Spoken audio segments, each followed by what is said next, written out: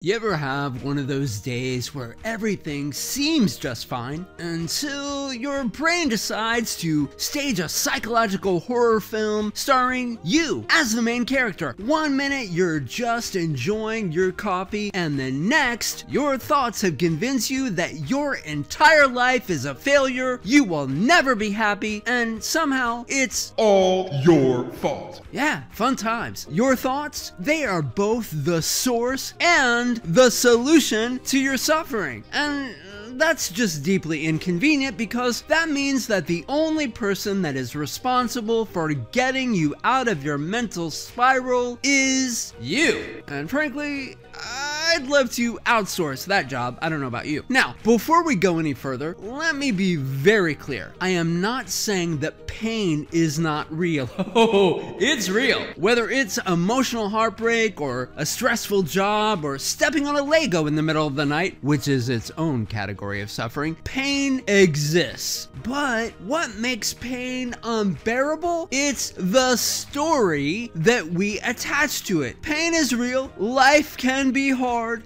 but the way that we think about our struggles, that determines how long we stay in them. It's like falling in a hole. Do you take a deep breath? Do you find a way to climb out? Or do you just keep going? Or do you set up furniture and start paying rent? So what is the solution? How do we stop our thoughts from turning every setback into a full-blown existential crisis? Well, here are a few things that I want you to try. Number one, catch the story. The next time that your mind begins spinning a worst case scenario, stop and ask, is this actually true, or am I just scaring myself for no reason? And 9 times out of 10, you'll find that you are just scaring yourself. Number two, reframe the narrative. Instead of, this is the worst thing ever, try, this is hard, but I can handle this. Because guess what? You can handle it. Number three, breathe like you mean it. I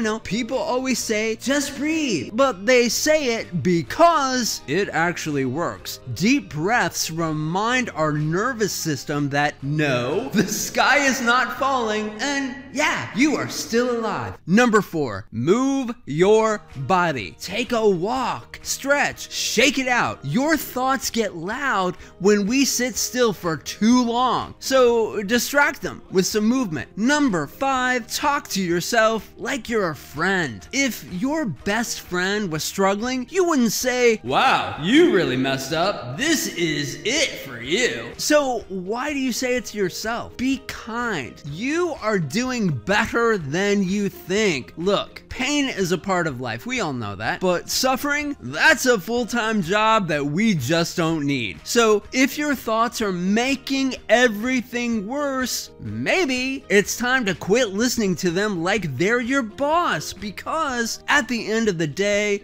you are the one in charge. And if all else fails, avoid stepping on Legos, because some pain is just unavoidable.